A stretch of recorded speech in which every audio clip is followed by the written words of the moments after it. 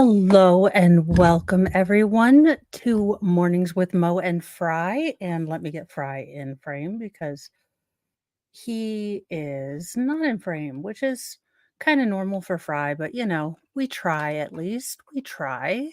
Good morning, Eris and Christine and Farrell. I know there are trials going on, and maybe if I were able to get this a little earlier, I would, but it is what it is. So I welcome everyone on the replay crew as well, because I know there are people that watch me on the replay crew. So hopefully they will like and subscribe and welcome AC's Wildflower. It is Friday. We have survived. I was able to mediate peace between the boys for, the crime of who ate the last Pop Tart this morning. So it wasn't me, it was no one. Whereabouts of no one are unsure right now. Uh, when he is caught, no one will, I'm sure, serve time for his crimes.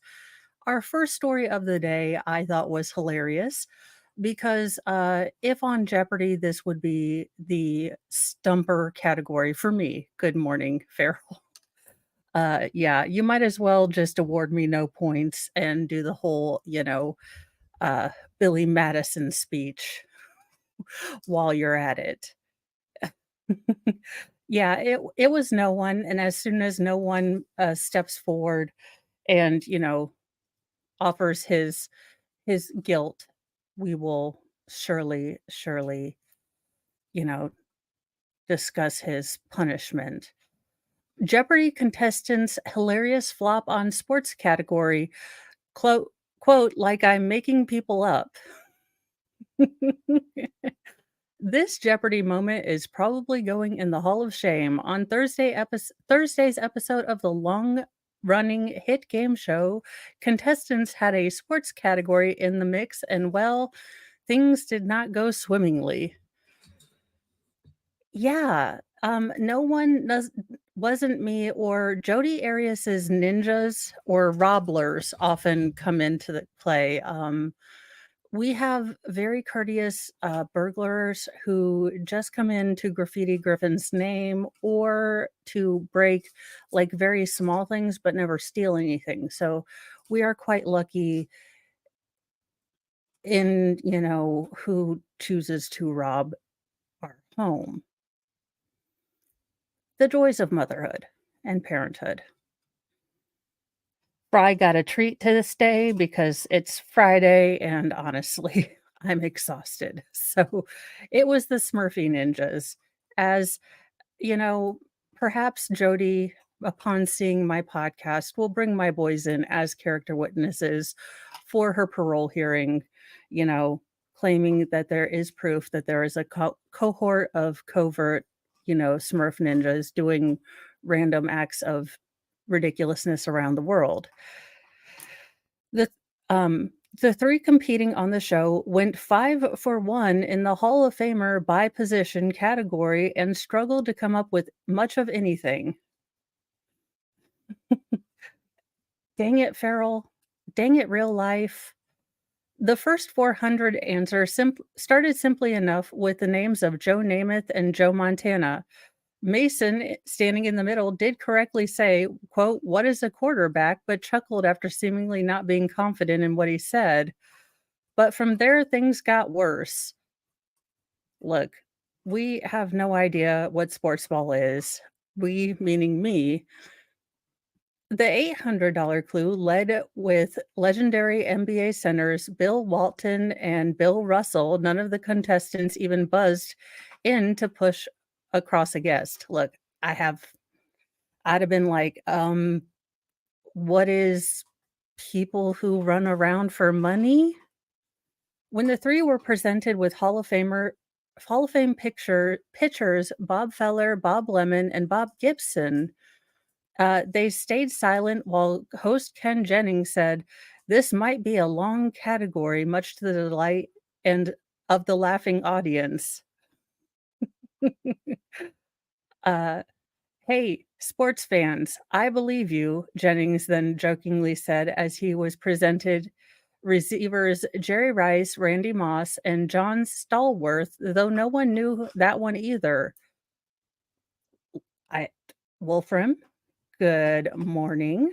Oh, well, I have not banned you, Wolfram. I love you being here on this Friday before Halloween, and I still need to buy candy. Crap. Dang it. Either that or I'm gonna be handing out, like, ramen noodles for Halloween. Uh, this is to finish off the category, Jennings read off Grump Worsley, Shrimp Waters, Rat Westnick, which was only met by bewildered looks and more laughter. I'd have been like, what are weird nicknames? It just sounds like I'm making people up, but these are hockey goalies, ice hockey goalies, Jennings said.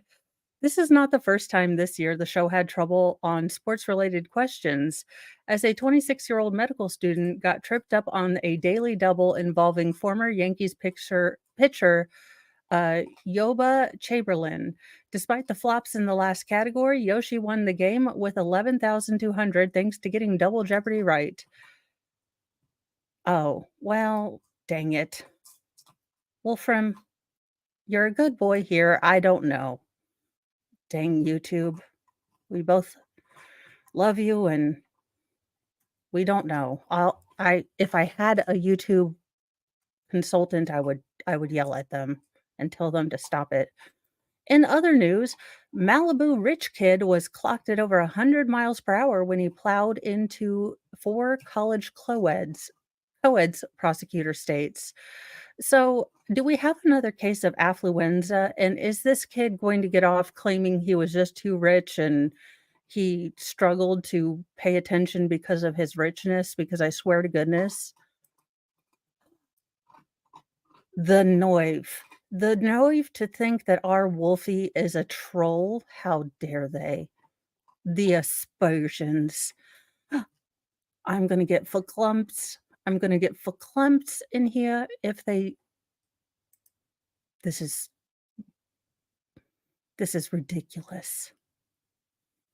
I know. He is part of how dare they on his special month, this is not right. On Halloween of all months to try to discriminate against Wolfie, it's just ridiculous. There must be some sort of Geneva Convention against this. We are taking this to Geneva right now. UN Council, because they're not doing anything important right now. An ex high s an ex-star high school baseball player was barreling down the Pacific Coast Highway at over 100 miles an hour in Malibu last week when he killed four Pepperdine University sorority sisters, Los Angeles prosecutors allege. Fraser Baum, 22, pleaded not guilty Wednesday to 4 counts each of malice, murder, vehicular manslaughter for the deaths of Naeem Roston, Peyton Stewart, Aisha Weir, and Deslin Williams. Bohm was allegedly speeding at 104 miles per hour in a 45 zone. I think you'd get a ticket. On a stretch of freeway known as Dead Man's Curve for the high number of fatal accidents there, prosecutor told Judge Diego Edber.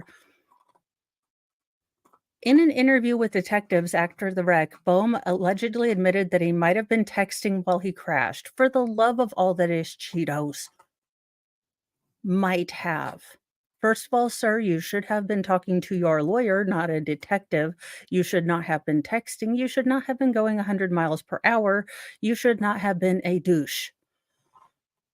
Prosecutor Nathan Bartos said in Los Angeles Superior Court that Bohm knew the neighborhood had a high concentration of homes and businesses and disregarded the risk when he flew down the freeway at more than twice the speed limit.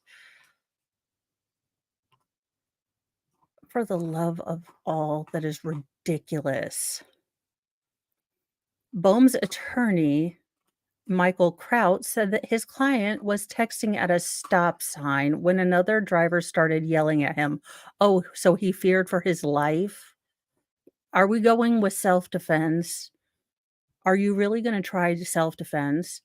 He accelerated to escape the irate driver who ultimately caused him to veer off the road, Kraut said as they identified that driver, but claimed investigators weren't interested.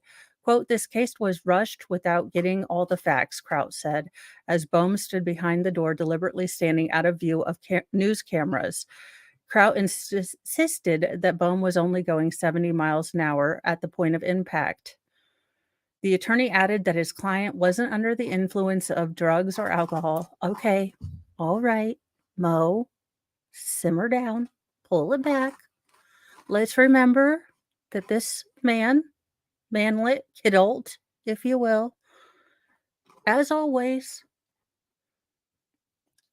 has the right and, in fact, is presumed to be innocent before he is judged guilty by the court of law.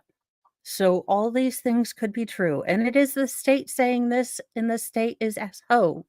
And this is California, run by Gavin Newsom, who is possibly American Psycho. All right, simmer down. It is Friday. Thank you so much, Murph's Turf, for my first big super chat. Thank you so much, Murphs. Now I really need to talk to my tax guy this weekend. I have an appointment because Mr. Mo said I had to. He would not do it for me, which I think should be written in marriage contracts that any appointments I don't want to do, like because they're boring and stuff, he should have to do. But apparently, because I didn't know about the magical tire sticker, I have to do adult stuff too. Yep. So thank you so much, Murphs. Thank you, Nandor, for being a member. And I totally get you guys. These are, look, I go grocery shopping too. So I know if you guys can't do it, I just appreciate you guys subbing. So thank you if you can. And thank you for subbing if you can't. I totally get it. I totally get it. Believe me. Let's see here. Boehm has been in custody since his arrest on Tuesday. If Boehm posts bail, he will be barred from driving, which is probably a good thing. The gruesome collision unfolded October 17th, about 8:30 p.m., when Boehm lost control of his BMW, slammed into a row of cars, then hit Seaver College School of Arts students, according to Los Angeles Sheriff's Office. And thank you, Squab Bob, for becoming a new member.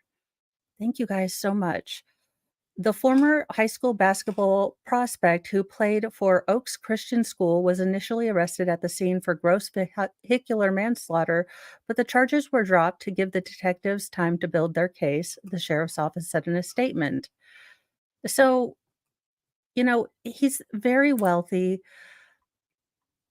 Again, I have to remember that, he is supposed to be, and let me put this up. Oh, how do I put this up? Oh, crud. Okay, I know I can do this. Let me put this show. Aha! Treat money for Fry. Thank you, Murph's Turf. And ta-da! Squab Bob has become a new member. And yes, spread for the love of Cheetos around. I actually got it from a friend who I asked her if I could use it as sort of my phrase, and she said, "Yeah, sure. I don't know why you would, but it has become my instead of using bad phrases." Welcome and good morning, Bobby Baloney. So, yes, he is very affluent. He comes from an affluent family, and we have to wait for all the facts to come out. So, maybe he was scared of another driver. Let's wait till all the facts come out. Let's not use the fact that he is from a wealthy family against him. I will hold my ire and all of that and let him come out, himself. In kind of sad news, and I hope they help this poor little sheep, Britain's quote, loneliest street sheep was stranded at the foot of a cliff for 2 years. For 2 years, y'all have helicopters over in Britain, right? I am confused. Britain's quote, loneliest sheep has been spotted on a beach at the foot of a cliff in Scottish Highlands where it's been marooned for more than 2 years. Efforts are being made to stage a rescue attempt, and a drone will now be launched to check on the sheep's welfare. Julian Turner first spotted the sheep 2 years ago during a paddling trip from Bentontor to Nig. Miss Turner of Barroyer, look, somewhere foreign in Sutherland, assumed the sheep would manage to find its way up the cliff. However, when her canoe club took the same journey again recently, she was horrified to see the sheep had remained in the same place. She quote, "She called out on our approach and once again followed the group to along the shore, jumping from rock to rock, calling out to us the whole way," she said. Her fleece on the first occasion was a normal year's growth. However, on the recent trip, her fleece was huge and touching the ground at the back. She added the poor ewe had been on her own for at least 2 years, a flock animal, and for a flock animal that has to be tortured. She seemed desperate to make contact with us on the two occasions we'd gone past her. It's heart-wrenching. We honestly thought she might make her way up the or back up the first year. So she's been stuck on this little cliff area and oh, she needs a good shearing. I don't know how you do that. Look, we need to figure out a way to get this sheep. I know there's big problems in the world, but we have helicopters. We have Delta Force. We need we need Elf Force 6 if you watch Disenchantment, and we need to get this sheep taken care of because I am more worried about this sheep right now because it's been a week. And I would like to adopt this sheep because I love this I love sheep.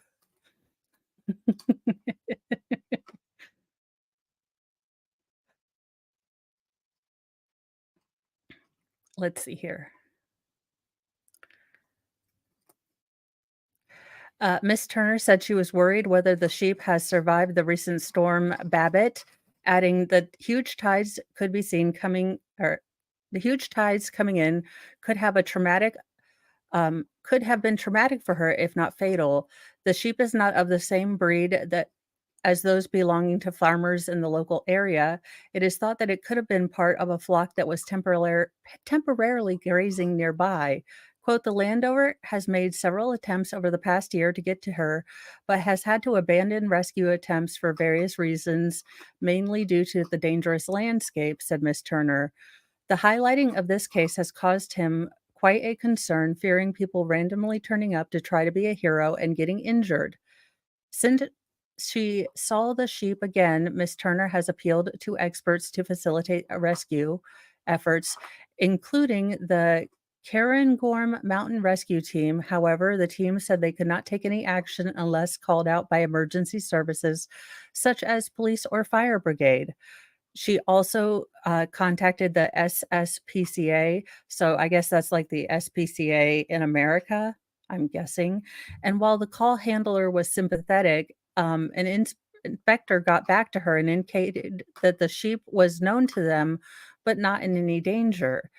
She said a semi-rigid inflatable would be needed along with a farmer to go along with a dog to capture the sheep. She deserves to be rescued and given a good few years with other sheep, she said, and hopefully she will be taken back to a flock soon. So I don't know, but hopefully she will be given back to a flock and they will find a drone. Again, y'all have helicopters with can't we just attach like a harnessy thing? And I've seen it with horses. I've seen it on TV. I'm sure just like every juror on that has seen CSI, I'm sure it's just simple, right? In Florida Man news for reasons I can't figure, but it's Florida Man, so let's go with it. A man hid an alligator in his Florida garage to keep it from being eaten, reports said. Is that an alligator in your garage, or are you just happy to see me? A homeowner said he was keeping an alligator captive in his garage to prevent it from being eaten, as you do. The Florida Fish and Wildlife Conservation Commission said the odd discovery was made October 3rd when the state wildlife investigator got a tip that an alligator was seen in a garage of a home on Limewood Lane in Northwest Orlando, according to the affidavit. As you do, you just keep you see an alligator on the side of the road and you're like, in case it gets eaten by, I guess, gator. Is this because of that rivalry between, Georgia and, Florida? A visit to the cul-de-sac revealed a 35 to 40-gallon aquarium containing an American alligator approximately 3.5 feet long that could be seen sitting near the garage's open door, the report said. The 50-year-old head of house said he was on his way to work September 23rd when he saw an alligator and stopped to catch it. See, now, me, I'm not gonna classify myself as normal, but just me as a Mo, not normal, but just as a Mo. If I see an alligator, I'm gonna stay the hell away from it. Now, if Griffin saw an alligator, we'd probably end up in this situation right here. But, the man's intention, he told the officials, was to take the reptile to Gatorland, an alligator refuge, so it would not be harmed. Quote, he saw it crossing the road and he did not want it to get run over or for someone to pick it up and take it home to eat it. Not being in Florida and, you know, maybe being possibly more Midwestern than, you know, your Midwestern stereotype with my hot dishes, casseroles, and ranch dressing. Um, do people often pick gators up off the street and eat them? I don't want to stereotype. Oh no, there is a Gatorland and my kids want to go.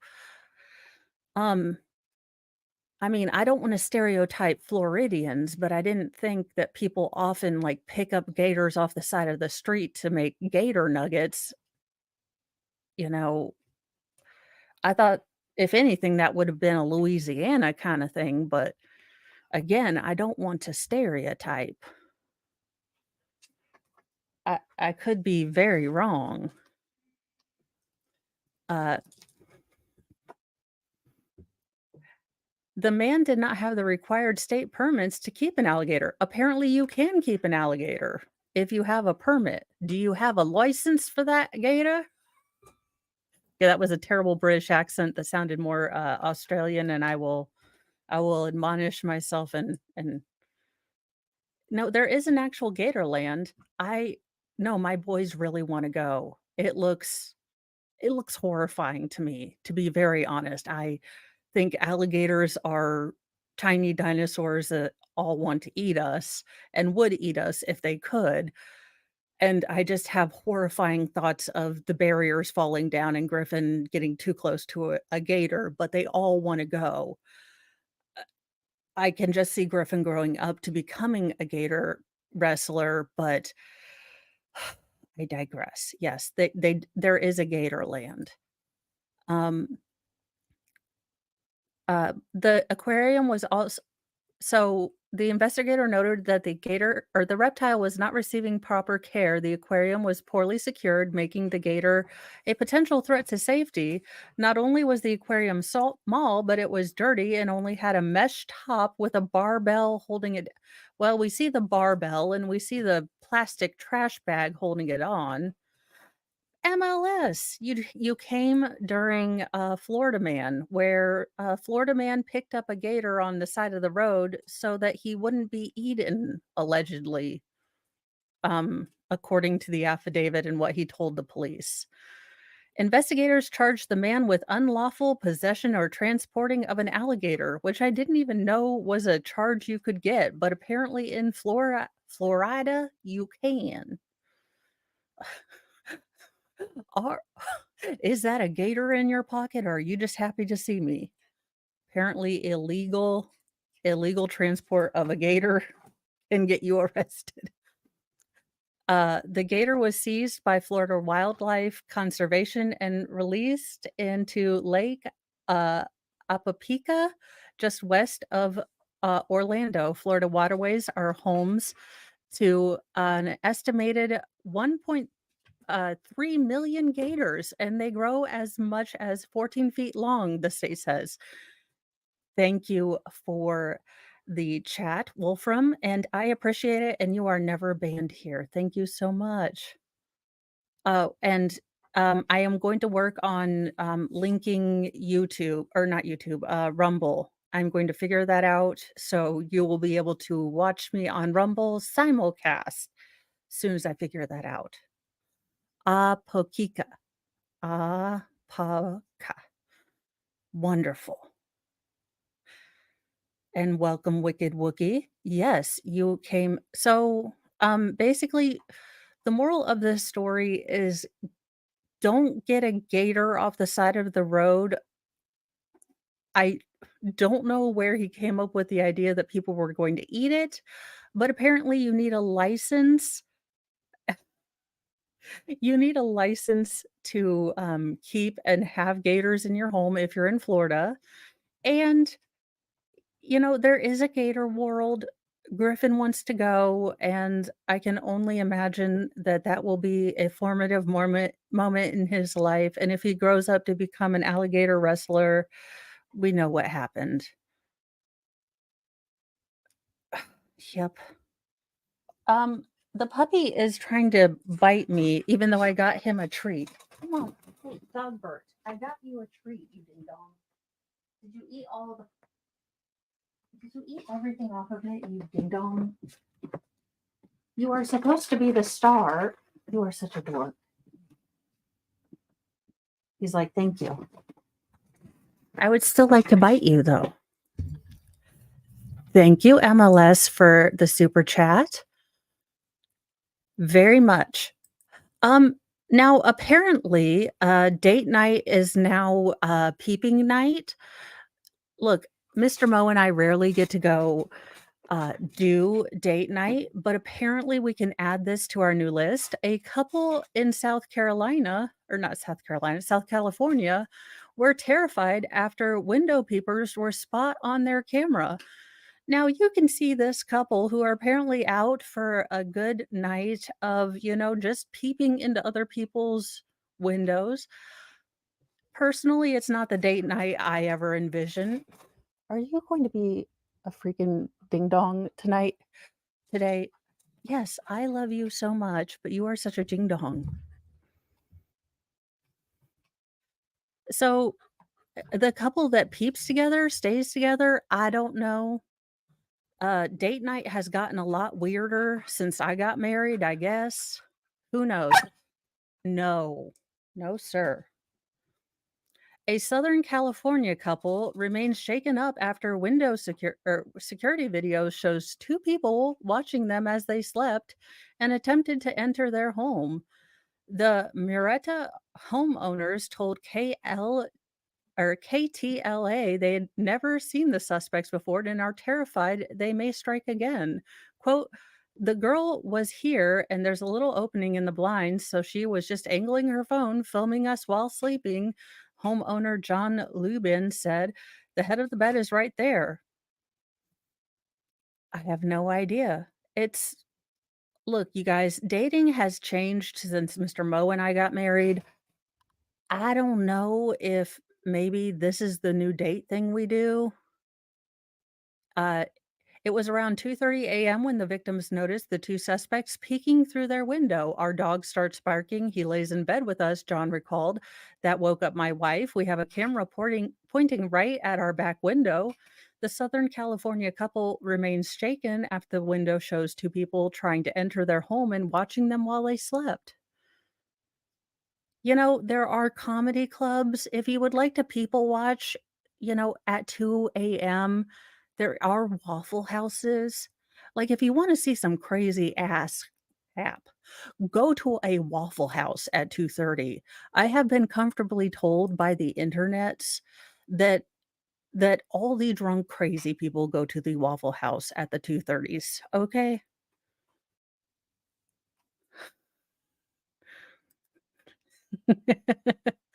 Oh, well, MLS, I'm gonna be very honest with you. Mr. Mo and I, if we go on a date night, we seem to go to Sam's Club or, romance changes when you've been married a long, long time and have 6 nearly feral well, okay, 3 teen girls who have attitudes and 3 feral boy children.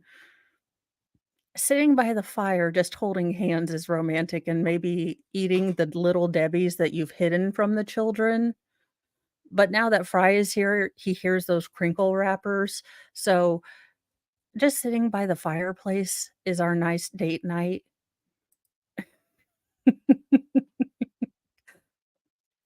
We're trying to quiet down the dog because it was 2:30, but I kinda heard a shuffle from behind us where the window is, John's wife, Bailey, recalled. So I go on my phone, look at my app where we have our security system, and see 2 people standing like this just a foot away directly behind us. And this is why you stay strapped, y'all. Oh, wait, it's California. Never mind. Surveillance video shows one of the suspects using her phone to seemingly take pictures or video. When the suspects first arrive at the home, they're seen on video ringing the doorbell and trying to open the front door. When no one answers, they take matters into their own hand. John said he typically parks his truck in front of their gate to discourage strangers from accessing their home. The two suspects decided to hop onto his truck, climb over their fence, and trespass into their backyard. Well, generally, we put on a movie for them to watch, and then we just sit by the fireplace and pretend that we have quiet. Look, it's not all that romantical and magical, but you take what you can get. It's called enjoying moments once in a while.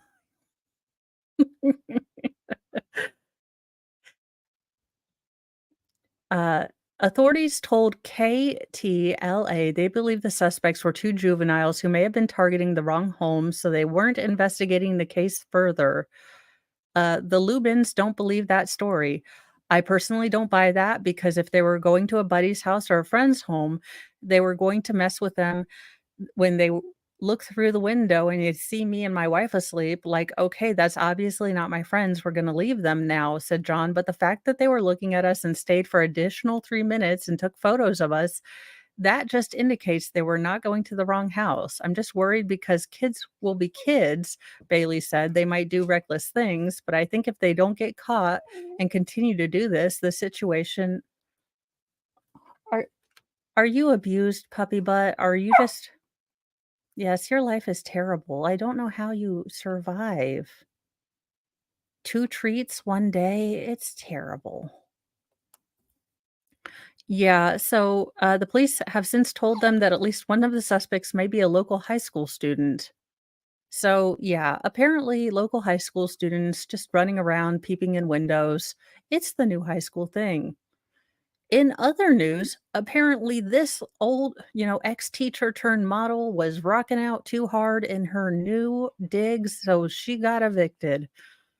And she was also wearing that, so maybe the old biddies, you know, took her out. Look, I'm just saying there 2 things can be true at once, because I think if she wore the bikini out, I don't think the other ladies liked her. A former teacher mounted a campaign of harassment against her neighbor as a revenge after she was evicted from her beach hut over playing loud music, a court has heard. Michelle Spicer, great last name, 60, has paid over £15,000 for her beach hut in Goring by the Sea in West Sussex following her divorce in 2020, a place she termed her mermaid haven, but she was evicted in 2021. Just for you, Dennis. Just for you on Friday.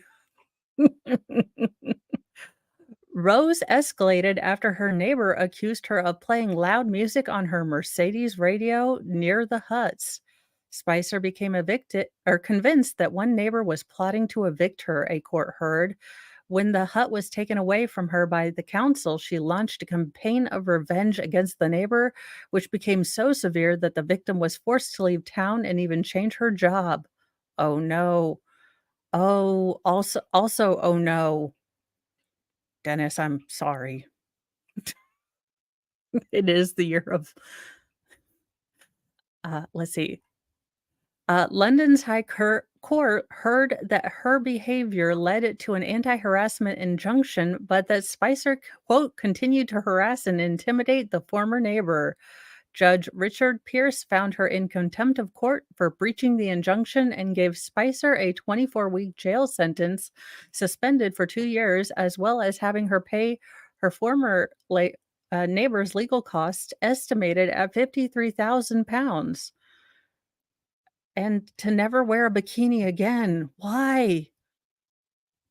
No, stop. The woman victim, who cannot be named after being granted anonymity by the judge, made 30 complaints to the police, leading to 2 community protection orders being issued to Spicer.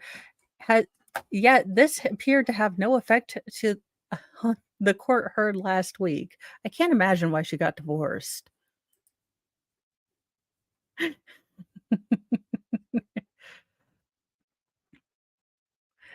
In 2022, the neighbor felt that she had no choice but to seek an injunction to curb Spicer's harassment of her, which barred the former teacher from the waterfront near her former hut. So, are these the huts? Why would you want to live in a hut? I I don't understand. Uh, as well as contacting her victim or harassing or stalking her. Despite the injunction, she continued to harass or intimidate the woman, the court heard. She was charged with contempt of court. Note of the story, no matter how hot you think you are, perhaps just, listen to the court. In the ruling, Judge Pierce said that despite being singled out by Spicer as the key figure in lodging complaints to the council, the victim had acted entirely appropriately in seeking to challenge such antisocial behavior. The loss of her Pride and Joy beach hut had a devastating impact on Spicer, he added, prompting the revenge campaign, which ultimately forced her victim to sell her house and even adopt a disguise while going shopping. Lady, you are what it what in the world is going on with look, y'all, people have gone crazy. They are put in earlier interviews, Spicer claimed that she had sparked her neighbor's resentment due to her glamorous looks and her Mercedes sports. For all of the madam, madam, ma'am, miss, okay. We're gonna have to get the whiteboard of truth. And Fry, stop biting me right now, or you're not going to like what mommy's gonna have to use the buzz collar. All right. I might lose my lady privilege on this one, but it's got to be said. All right. So, ma'am, I applaud you for having. All right, let's start here, down here. Doop, doop, doop, doop, doop. All right. So, doop, for 60, you have a 7 to 8 body. Yes, ma'am. Yes, you do. Very little cellulite, very little gravity-ish problems in the outfits you're showing. But this right here, Friberto,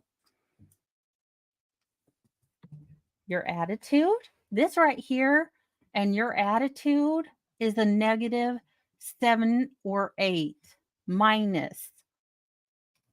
We call that a butterface, okay? I would like to note And y'all in the chat can look, but it's a butterface, okay?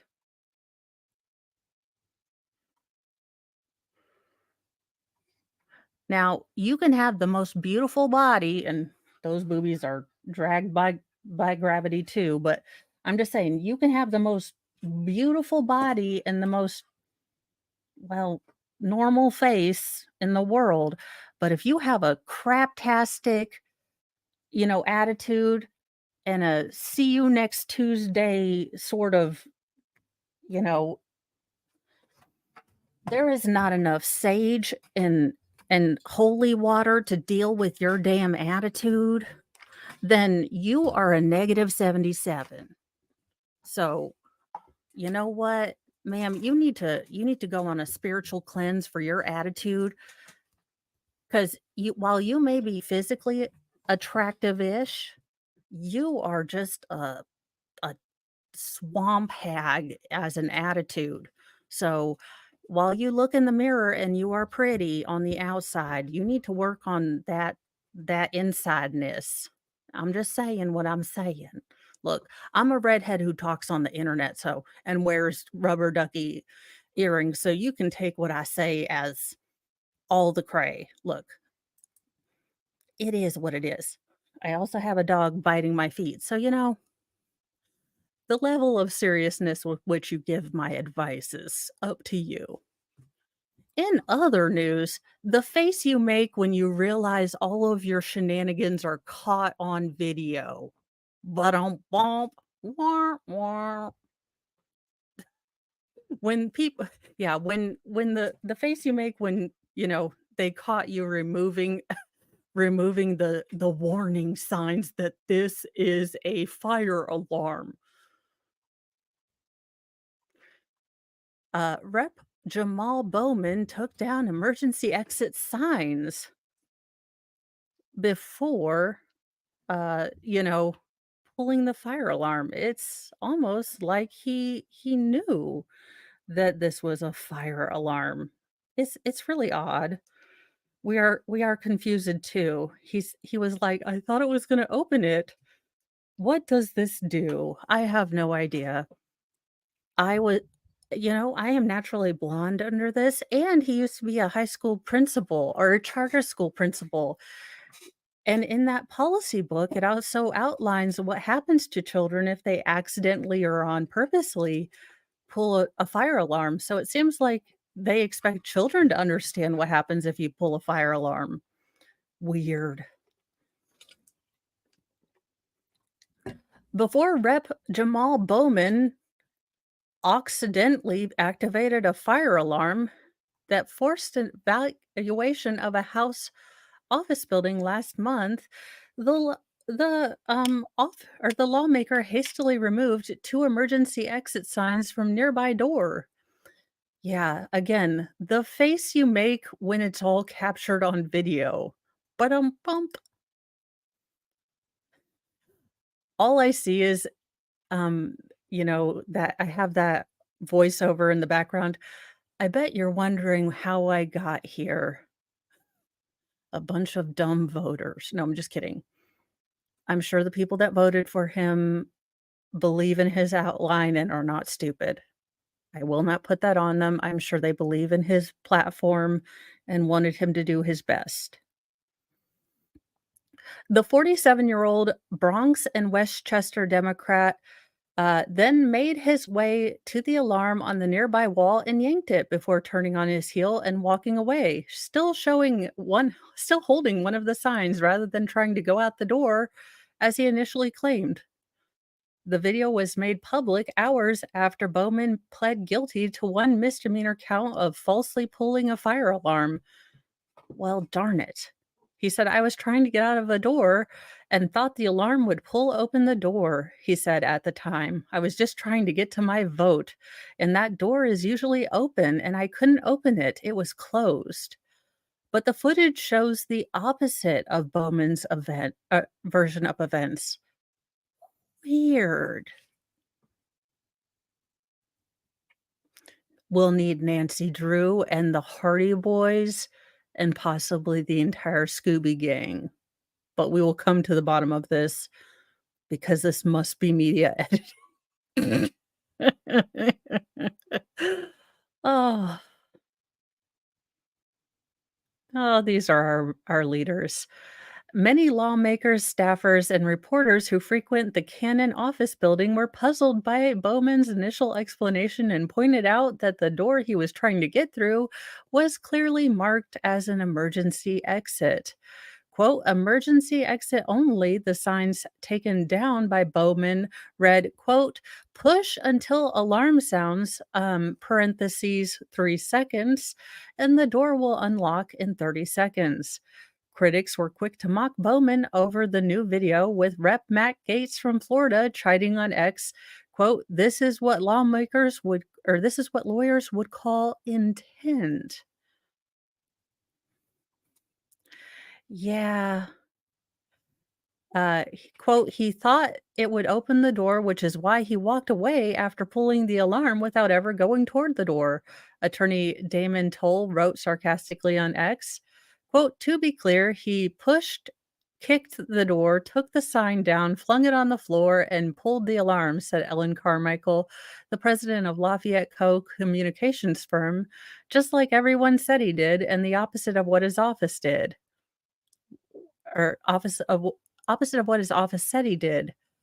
Well, it it obviously must have been doctored. He was confused. It was red. He's colorblind. He could not read the signs. That's what happened. Let's see what he did. Our authorities ultimately concluded there was probable cause to believe the defendant willingly or knowingly gave false fire alarm to the District of Columbia. It was a hard case, but we solved it. He himself admits he's embarrassed and released a statement last night. He apologized. Well, there you go. Uh, Bowman is expected to return to court for a hearing on January 29th, 2024, that will assess his compliance with the deal. So basically, he gets a deal. Are we shocked? Are we not shocked? Of course, we're shocked, not shocked. So nothing happens and everything continues as normal. And we're not shocked at all. Barn of Horrors. Investigators recall clues that led to the body of missing Ohio woman Sarah Jogan. The disappearance of a young woman from rural Ohio in the summer of 2016 left behind chilling clues discovered in a dark cornfield and a so-called barn of horrors owned by a local man with a history of abduction. Sarah Jogan, 20, was on a break from University of Toledo when she vanished while riding her bicycle home from her boyfriend's house. On the evening of July 19th, 2016, her boyfriend had followed her home on his motorcycle for part of the trip at her request. The two parted ways a short distance from her home in the town of Metamora. I remember exactly what I said. I kissed her and told her I loved her, and to text me when she got home, said Josh Kolanowski, Jogan's boyfriend, told ABC News, but Jogan never made it home, and that was the last time she was ever seen alive. A new 2020 airing on October 27th at 9 p.m. ET explores the abduction case, featuring interviews from investigators and Jogan's loved ones. After Jogan didn't arrive home from the bike ride, her family alerted police. Later that evening, a sheriff's deputy found her purple bicycle in a cornfield just half a mile away from home.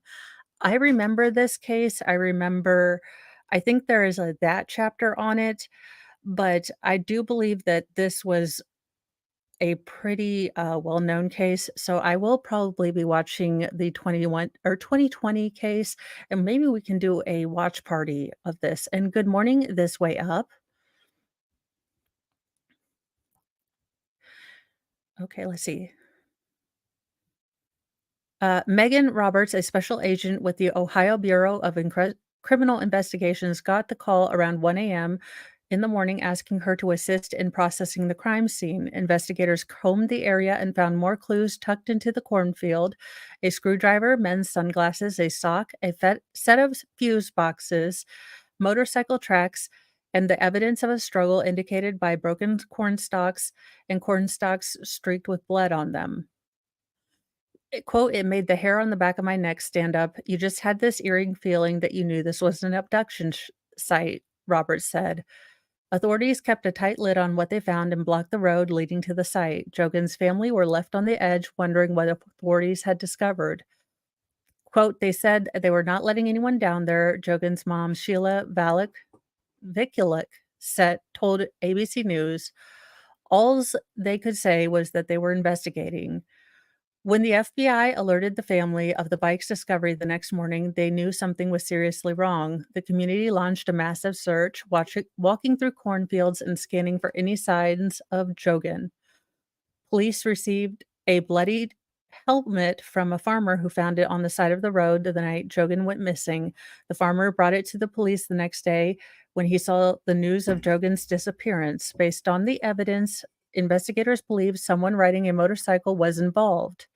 They said they had to look at Jogan's boyfriend as a potential suspect since he rode a motorcycle and was the last person to see her alive. According to retired FBI agent Vicki Anderson Gregg, who worked on the case, Kolin Koloniski, I want to say Kolonowski, but Koloniski cooperated with authorities. He drew a map for them of Jogan's route where the couple departed and consented to searches of his residence, motorcycle, and truck, according to investigators. Jogan's family said Koloniski took good care of Jogan and they never had any suspicions that he was involved in her disappearance. Good afternoon, Charlotte. Uh, Quote, "They weren't able to find anything that put us in the direction that Josh had any involvement," investigator Mark Evans said. Having cleared her boyfriend, investigators then turned to the likelihood that a stranger may have abducted Jogan on her ride home, possibly in a crime of opportunity. A break in the case came when investigators were knocking on nearby residents' doors. Major Matt Smithmeyer with the Fulton County Sheriff's Office said there were several stops he wanted to make, one being the home of James Worley, a man who lived on County Road 6, the same road that Jogan lived on. Investigators showed up just on a hunch, but to their surprise, they said Worley began acting suspiciously and even made self incriminating statements, placing himself at the scene of Jogan's suspected abductions. Yeah, look, I'm sorry. I have terrible nameology.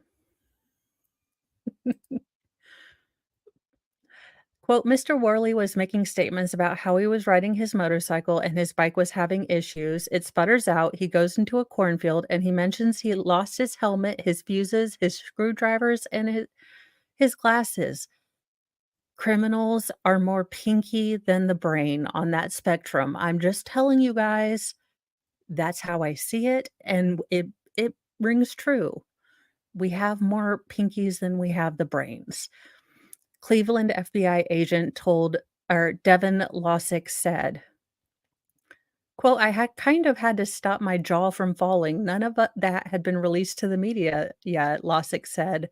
When the police executed a search warrant on Worley's barn, they found a crate filled with women's lingerie and empty bloodstained freezer buried in the underground. 3 days after Jogan's disappearance, Worley was arrested and charged with her abduction. Later that day, Jogan's body was discovered tied up, bound, and gagged in a shallow grave in another cornfield 2 miles from Worley's home. Worley was then hit with additional charges, including aggravated murder, kidnapping, and felonious assault. Valcook said of learning about the heart-wrenching discovery, quote, "It was horrible. Everyone was sobbing and crying and falling to their knees. It was painful, and it literally sucks the life right out of you." Based on forensic evidence collected at the abduction site and Worley's barn, investigators believe Worley passed by Jogan on his bicycle, hid in the cornfield further up the road, then attacked Jogan as she rode by on her bicycle, hitting her in the head with his helmet. They believe Worley then left the scene and returned with his truck, abducted her, and took her to his barn, where he kept her until she asphyxiated, then disposed of her body. There was no evidence of any assault of the Smexy kind, according to investigators. Investigators say each crime scene was linked to Worley and Jogan through DNA found on items obtained at the scenes. Before Sierra Jogan, there was Robin Gardner, a woman who was abducted by Worley under eerily similar circumstances in 1990 and lived to tell her story. Why is this man out of prison? Let me continue to read the story because I'm sure I've forgotten about it since I forget everything else these days. Gardner testified in court at the murder trial for Worley, who had also pleaded guilty to abducting Gardner and served 3 years in prison. God bless America prison systems and justice systems. Quote, I felt very strongly I had to be Sierra's voice. I knew the fear. She wasn't there. I had to speak for her, Gardner told ABC News. Worley pleaded not guilty to all charges at his murder trial. His defense argued that the lack of Worley's DNA on some of the evidence meant that there was reasonable doubt that he'd kidnapped and murdered Sierra. Well, of course there was. I mean, he only had her DNA sort of somewhat on some of the things in his house. It could have been a monster.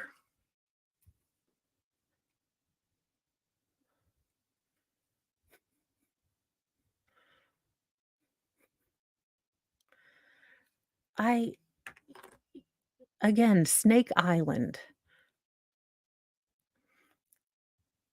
The jury found Worley guilty despite his claims of innocence. I can't imagine why. He was sentenced to death and is waiting death on death row. His conviction was upheld by the Ohio Supreme Court, but Worley is now exploring a federal appeal. In 1996, Worley was questioned by the police over the disappearance of Claudia Tinsley after her mother reported she last saw her daughter leaving in Worley's car.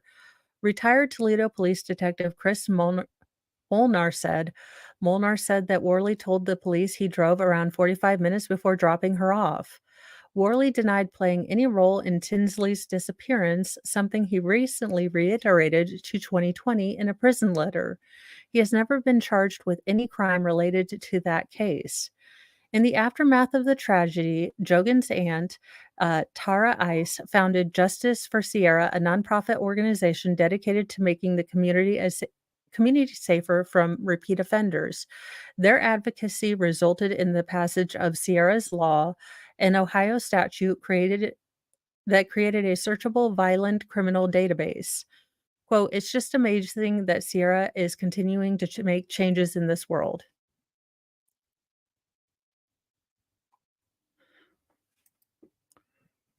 Well, they can't get away from the snakes. There's more snakes than people. I'm sure that, well, they could make a beachhead. Good point, Bobby. If they weaponize the snakes, I'll think on it. We'll figure it out. Um, Men, I have a question. Don't buy Smexy time in Ohio. Woman who allegedly drugged and robbed her Johns, charged with 4 murders.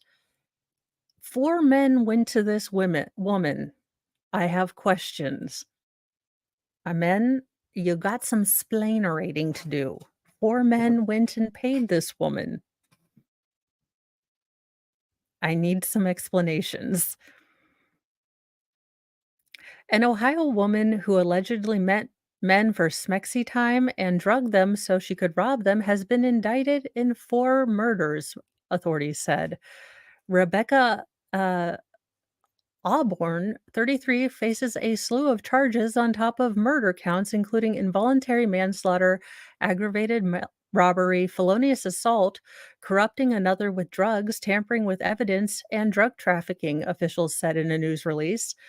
Quote, "Don't buy sex in Ohio. It ruins lives and can cost you yours," Ohio Attorney General David Yost said.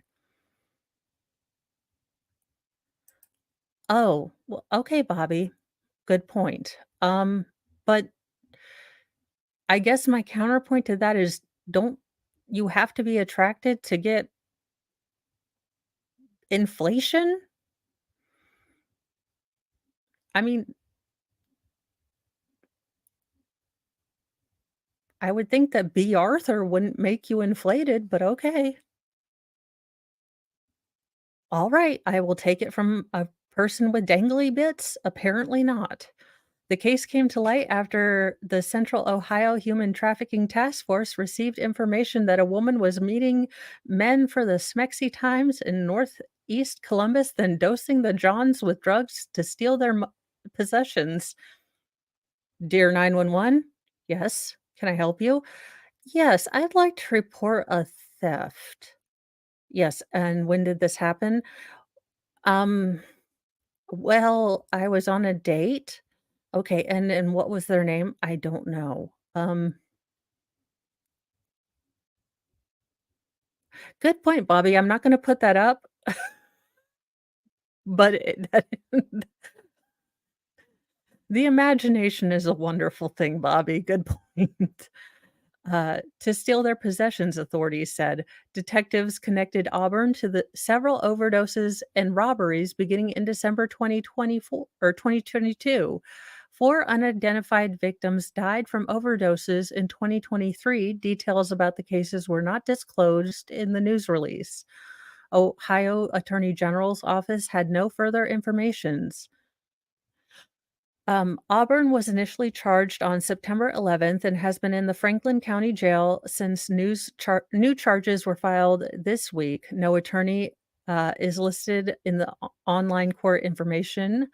The one case in which the authorities have publicized the name of the victim and suspect in Auburn of homicide was a deadly overdose in January. On January 15th, Columbus police said they were called to the 2900 block of Azalea or Azadia Avenue on a report of an overdose. Officers found Joseph Crumpler, 39. He was taken to the hospital where he died. Homicide detectives interviewed the suspect who admitted to supplying the victim with narcotics, which caused his death, stealing from him when he was incapacitated, authorities said. Columbus Dispatch reported that she admitted to mixing certain things for her John, then stole his card and his debit card while he was indisposed.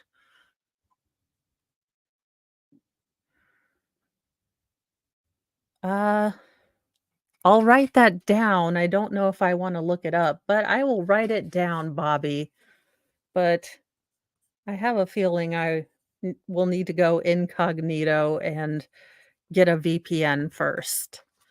In my final story, and I wish Baker wasn't on a case, but it's a Friday. I don't know how this worked, but quote, bakery order to pay 20 or two 20,000 pounds to a worker who urinated in mixing bowls.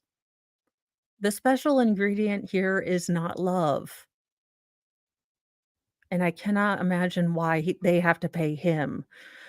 A Barcelona bakery has been ordered to pay more than 20,000 pounds to a worker who was fired after being caught urinating in mixing bowls. Please explain why they have to pay him or her or them. Catalonia's High Court ruled that New Croissant had acted unlawfully when it dismissed the woman after citing evidence gathered by a surveillance camera in a changing area used by staff. Footage captured by CCTV had shown the woman, who has not been named, crouching down and urinating on several occasions into containers used to produce the bakery's goods. Neuro Croissant said that it had hired the services of the detective company to catch the worker out. The firm verified that the woman had squatted and pottied while at work, the bakery said. It alleged she had thrown the contents of the bowl containing her potty into the sink before rinsing it in water and depositing it with the rest of the clean Why? The woman, who has not been named, received a dismissal letter while on sick leave.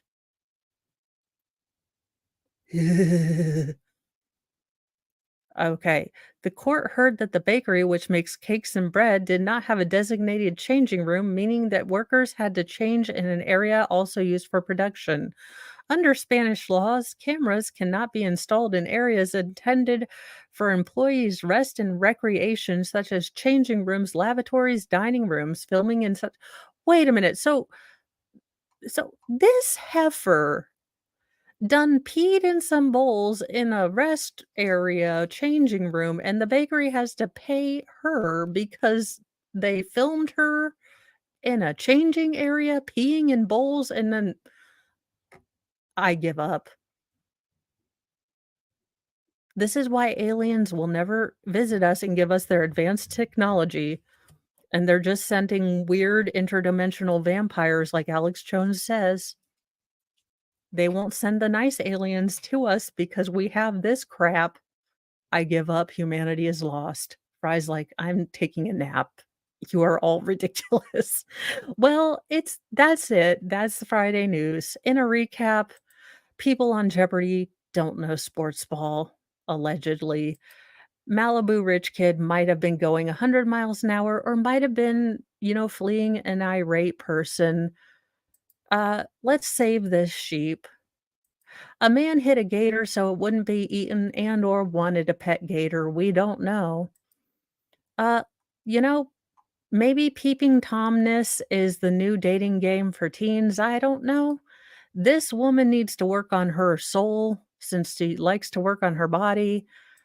Jamal Bowman has figured out what a fire alarm looks like.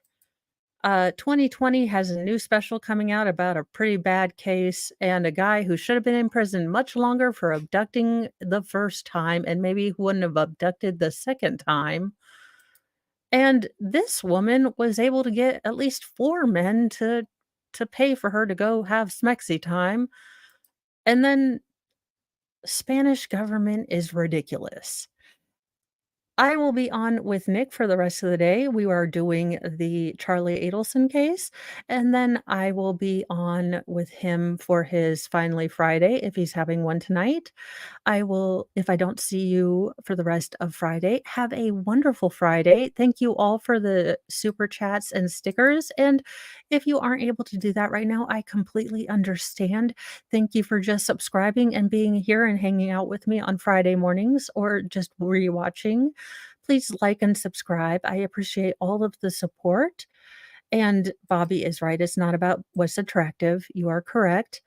I will be here this weekend. I'm not quite sure what I'm doing except for my celebration stream. So please join me for that. Have a wonderful rest of your Friday. It is cold and rainy here, but I hope you have a wonderful Friday wherever you are, morning, noon, or night. I will see you whenever I see you and have a wonderful rest of your day. Bye, guys.